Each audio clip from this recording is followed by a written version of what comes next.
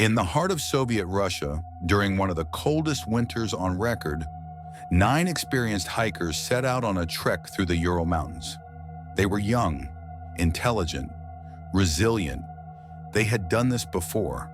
They were prepared for nearly anything nature could throw at them. But what awaited them on the icy slopes of a mountain called Kolat, known by local tribes as the Mountain of the Dead, was something no one could have prepared for. Weeks later, their frozen bodies would be found scattered across the mountain, some half-naked in sub-zero temperatures, others with gruesome injuries, crushed bones, missing eyes, and one without a tongue. Their tent had been cut open from the inside. Their belongings were untouched, and the snow held no tracks of anyone else. No attackers, no animals, nothing but silence.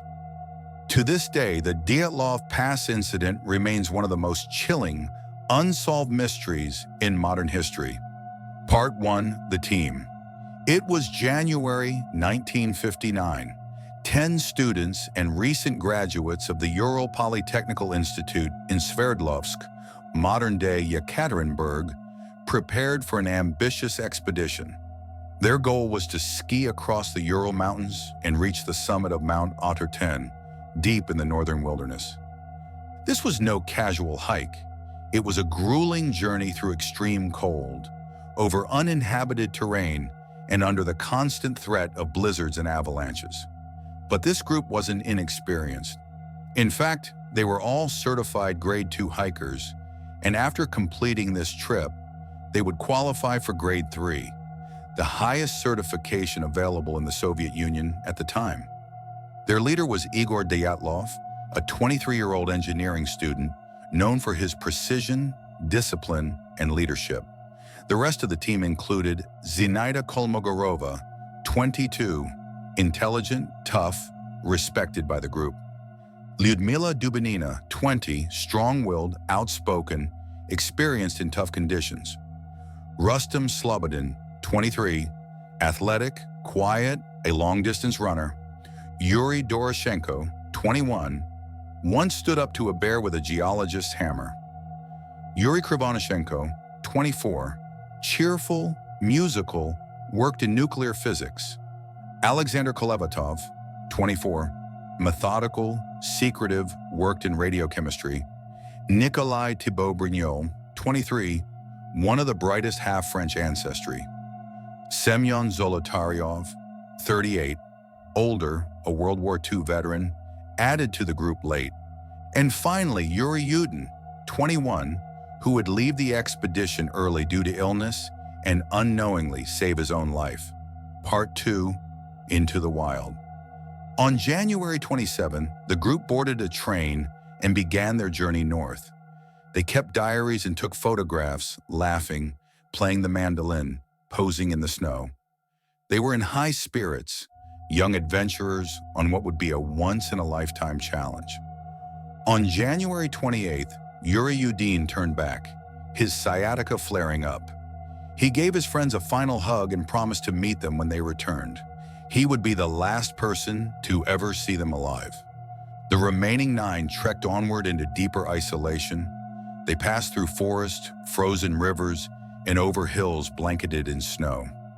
Temperatures dropped below minus 30 degrees Celsius, minus 22 degrees Fahrenheit. Still, their diary entries remained upbeat. The group was making steady progress, joking about the cold and writing mock newspaper articles in a journal they called The Evening of Torton. But by February 1st, things took a turn. That evening, they veered off course and decided to make camp on the exposed slope of a mountain known as Kolat. It was a strange choice. Just 1.5 kilometers downhill was a forest that would have provided more shelter. But perhaps they wanted to challenge themselves. Perhaps they didn't want to lose elevation. Or perhaps something else was happening. That night, they set up camp, had a small meal, and climbed into their tent. It would be their last night on Earth. Part 3, The Vanishing. Back in Sverdlovsk, families awaited telegrams, but the group never checked in. By February 20th, over 2 weeks after the expected return, relatives demanded a search operation. Volunteers, students, and eventually military forces were deployed to the area. On February 26, the searchers found something buried in the snow. The tent. It was flattened and covered with snow, but what shocked everyone was that it had been cut open from the inside. Not unzipped, not collapsed by wind. Sliced open by a knife, as if they had been desperate to escape. Immediately, inside the tent were their boots, jackets, flashlights, skis, food, diaries, all untouched. The hikers had left behind essential gear in freezing temperatures. Whatever had scared them, it was terrifying enough to make them run barefoot into the night. Part 4. The first 5 bodies. Down the slope toward the forest, searchers found the first 2 bodies, Yuri Doroshenko and Georgy Krivonchenko. They were wearing only underwear, no shoes, lying near the remains of a small fire under a cedar tree.